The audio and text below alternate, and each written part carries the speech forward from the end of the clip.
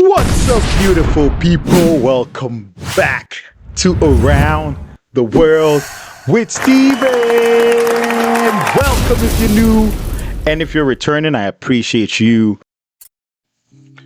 Worldies and travelers, today we are going to react to a very, very sad case. However, before I go ahead, thank you all for your love and support. Join our Discord. Link is in the description. I'm taking a lot of requests from Discord. Please join our Discord. Leave your request. And a side request, there are a lot of fun stuff going on there. There's rants, story time, everything. Our mods are amazing. Everybody's amazing. It's a community in Discord. It's the ATW Vibe Zone, Around the World Vibe Zone. We love you all so much. Join our Discord and let's have fun.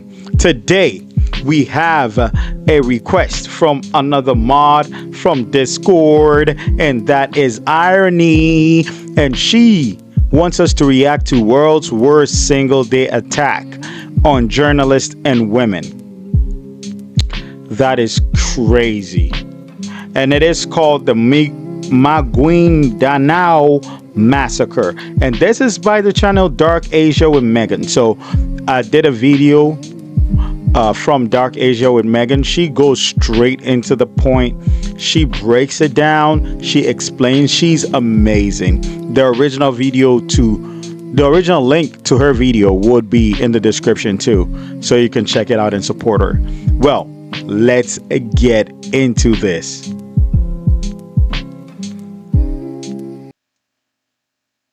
Impunity is when people in power do whatever they want without facing any consequences. And it's most obvious when they commit crimes and get away with it. This is especially true for some local warlords and their families in the Philippines who use their power to do corrupt things. Now, this is perpetrator of the Maguindanao Massacre smiling. So this is probably the person that perpetrated the massacre. Oh my goodness. Bro, let's just watch. Things and never get punished. In fact, in the Philippines, about 70% of local leaders are part of these powerful families. A shocking event known as the Maguindanao Massacre really opened the nation's eyes. It brought attention to many long-standing issues that everyone knew about but hadn't really dealt with. This tragic event saw 58 people killed in broad daylight. What? Bro, wait. 58 people in broad daylight? You've got to be kidding me. You've got to be kidding me. And that guy was laughing? Oh my goodness. By the very people who were supposed to be their leaders and protectors, including local officials and police. Since learning about this case, my perception of the region has been forever changed. Whenever I see Empatuan marked in Maguindanao on the map of the Philippines, it's as if the place has taken on a different, more somber light. It's no longer just a name on a map, it's a reminder of a dark chapter in history. Today, let's take a look at the case, which stands as the worst example of political violence in the Philippines, and is also the deadliest attack on journalists. Wow. That is crazy. Yo. Man, politics is divisive.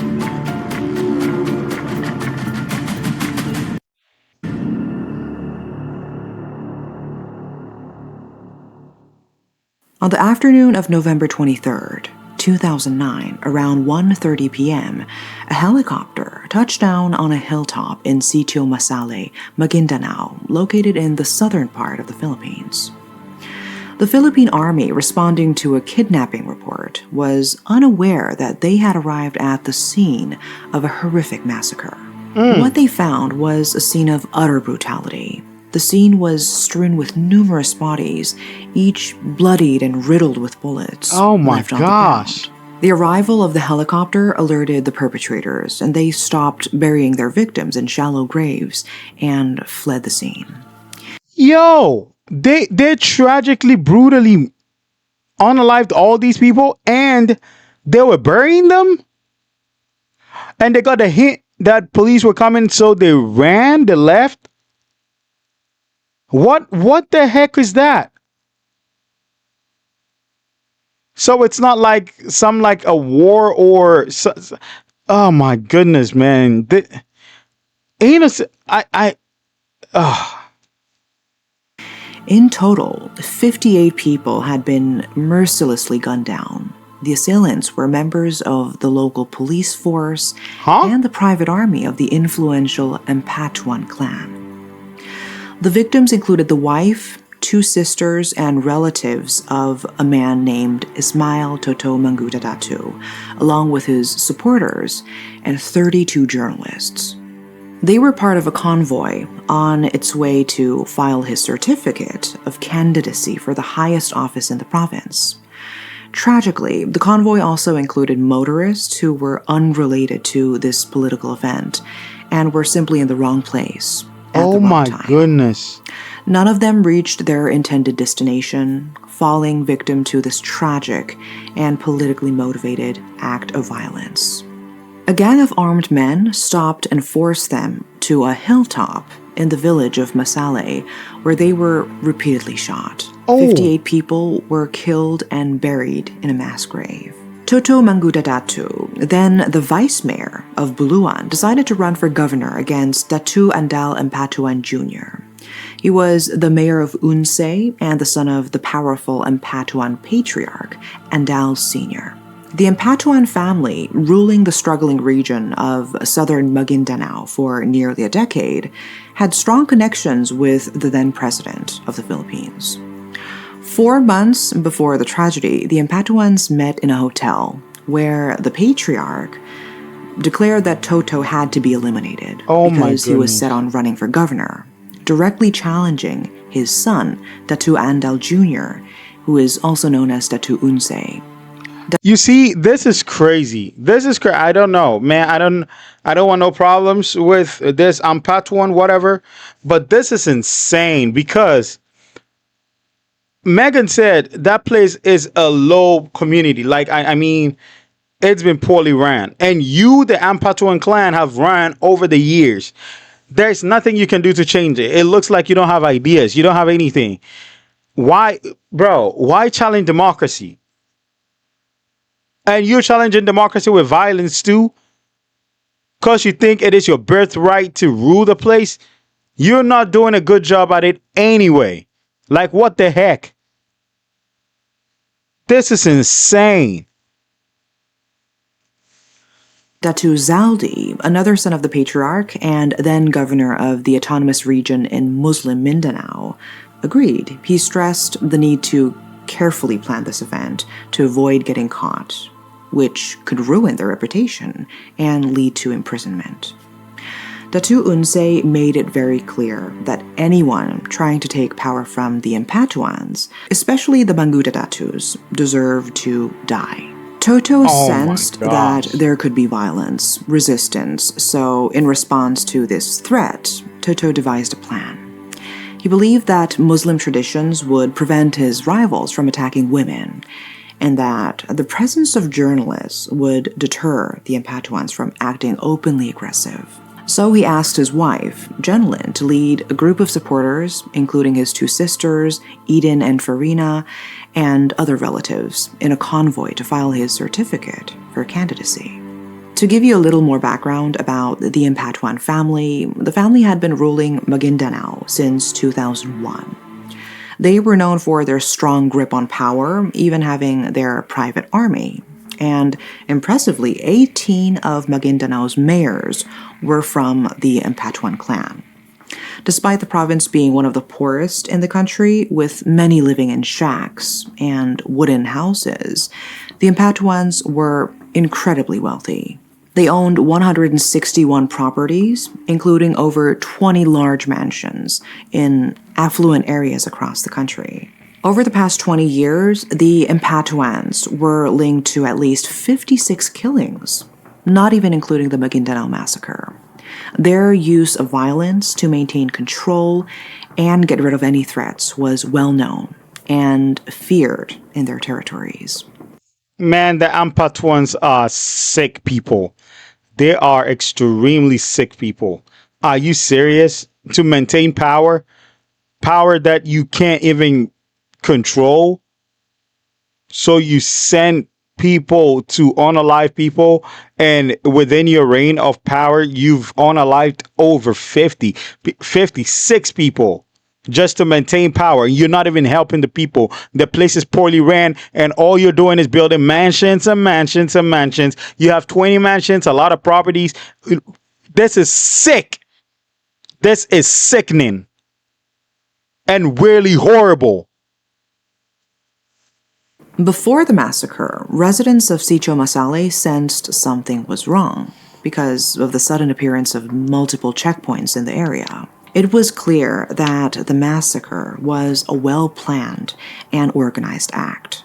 On the morning of November 23rd, around 5 a.m., a convoy gathered at the house of Toto Mangudadatu's brothers, who was an assemblyman. Toto was in Buluan, a nearby town, and asked them to wait for him. But his wife, Jenilyn, decided that if Toto didn't arrive by 9 a.m., they would proceed to the election office in Sharif Aguak.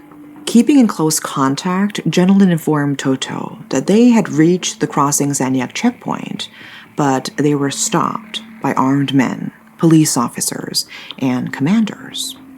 And as the convoy continued towards Malating, it was stopped again by Datu Kanur Ampatuan and Mayor Sukarno Decay, the police chief inspector.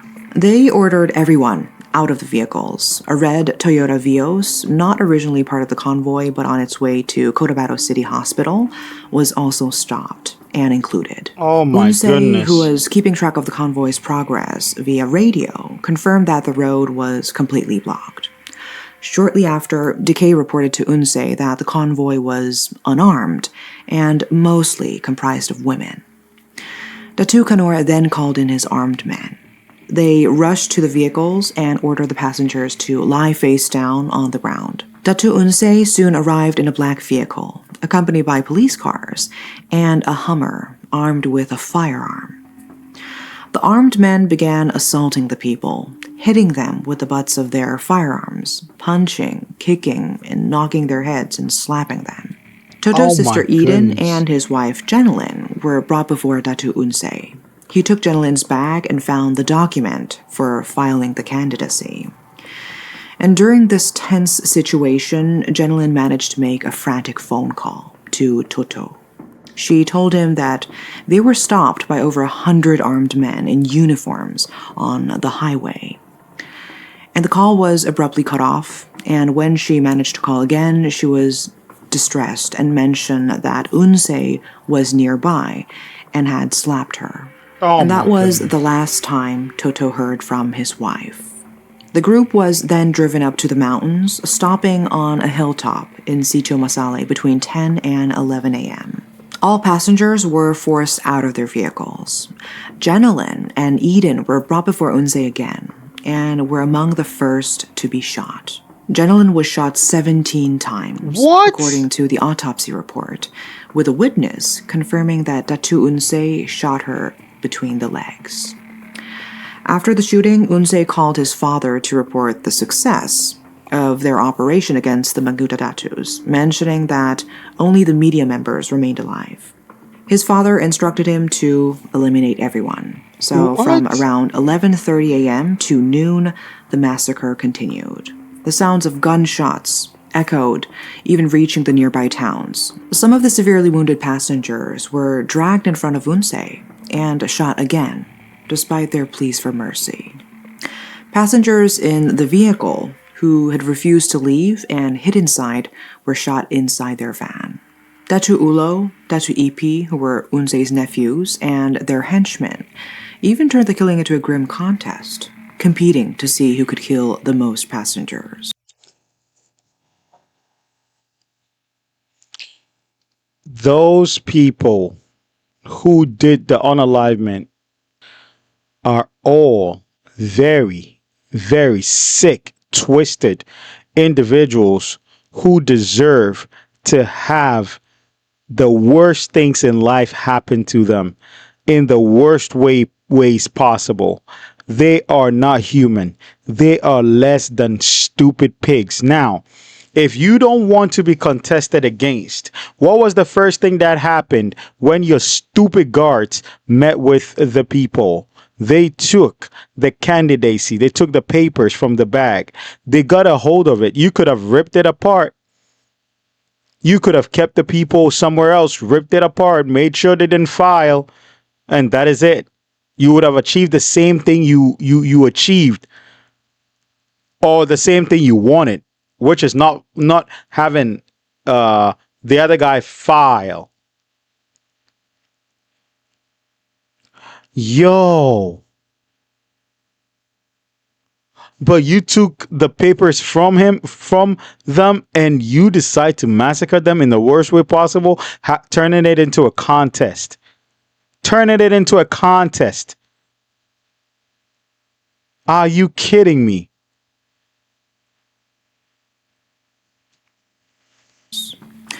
The shooting spree, which lasted over an hour, was rapid and loud. About 15 minutes after the shooting started, Unse was warned that soldiers were approaching.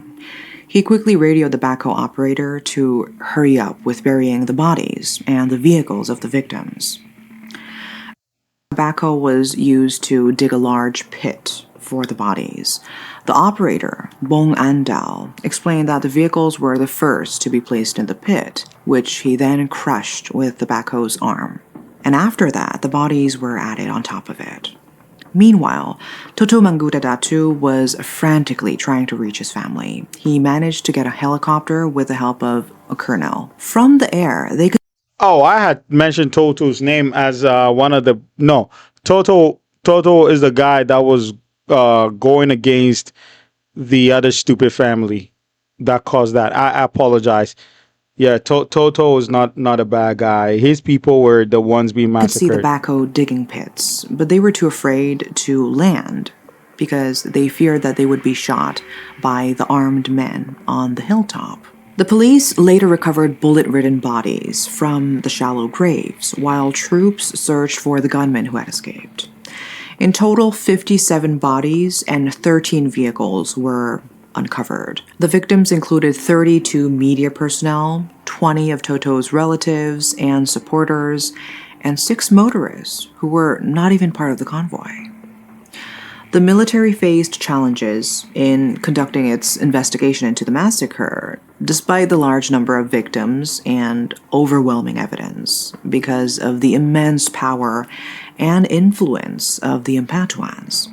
The situation changed when the Philippine government declared a state of emergency in Maguindanao, which allowed the military to raid and seize the Ampatuans' firearms. Yes, thank you. This action led the Ampatuans' private army, comprising nearly 5,000 civilian volunteers, to flee and hide in the mountains.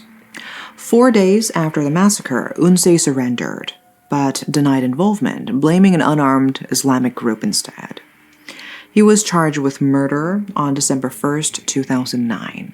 The Maguindanao family accused Andal Sr. of being the mastermind behind this crime, with Unse as the main gunman and several other Ampatuans as primary suspects.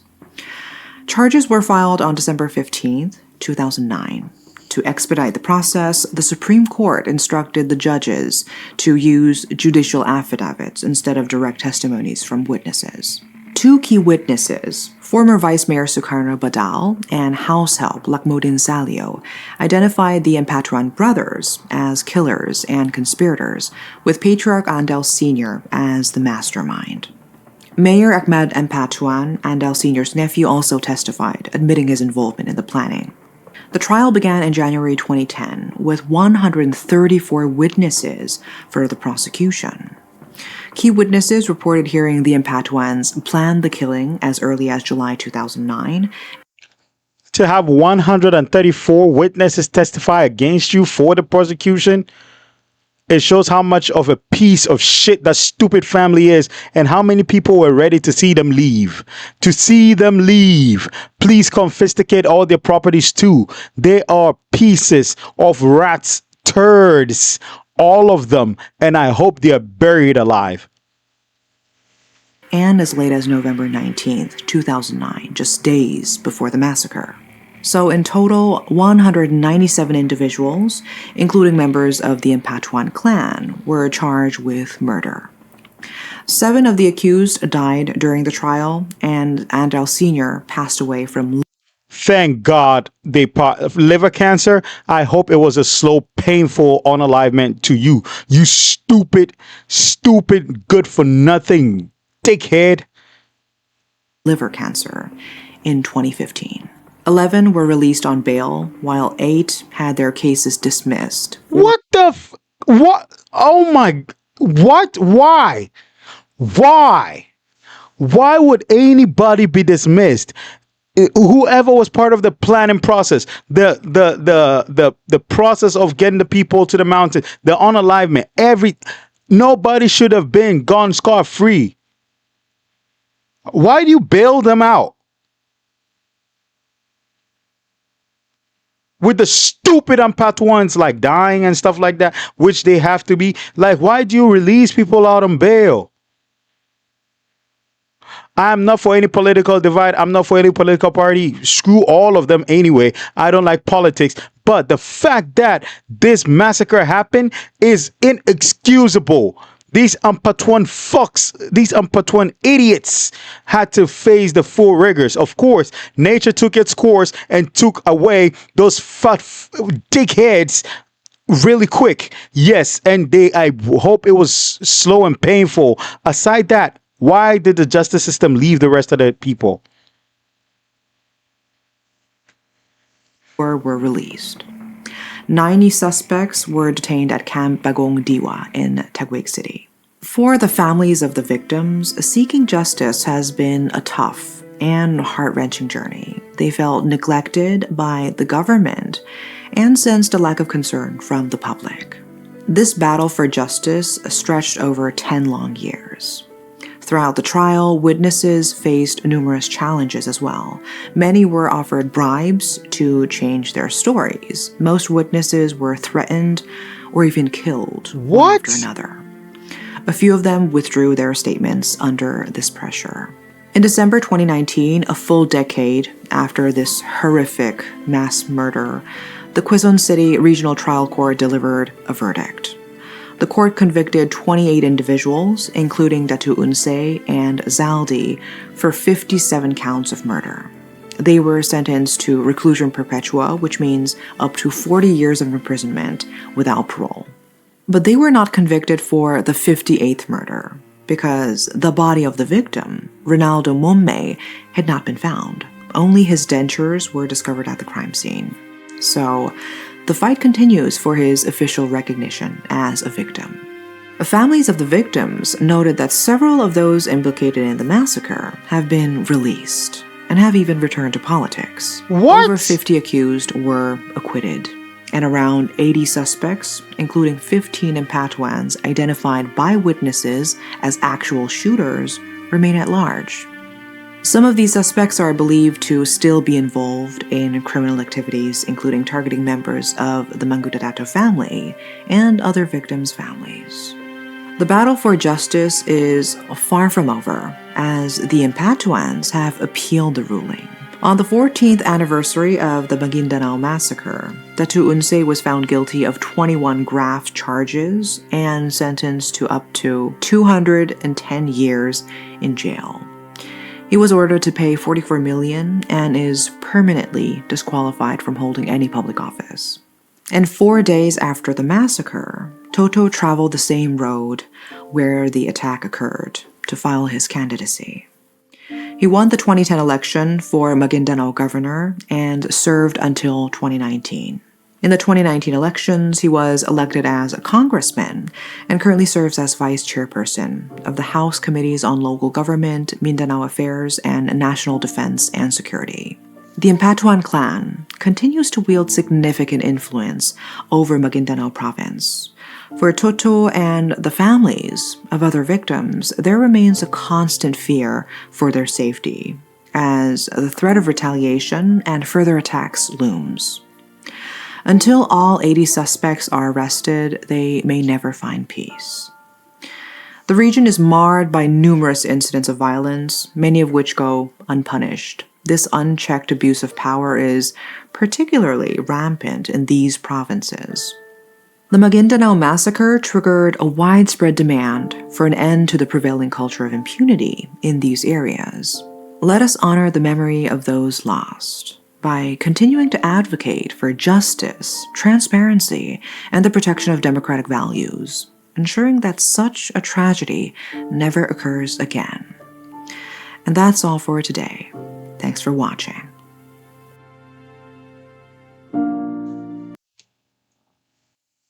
Oh, what a story. Are you serious right now? Really? The justice system sometimes is lenient. Seriously, and especially them threatening victims. No wonder 11 people were given bail. 11 out of those idiots, those baboons. 11 of them went back home. It is crazy. Wow. I'm so sorry to hear that. I am sorry to the victims. Rest in peace, all of you that had to face that massacre. Rest in peace to you. And a big F you to the Ampit, whatever the hell their stupid name is, that stupid family. I'll catch you on another side. Goodbye.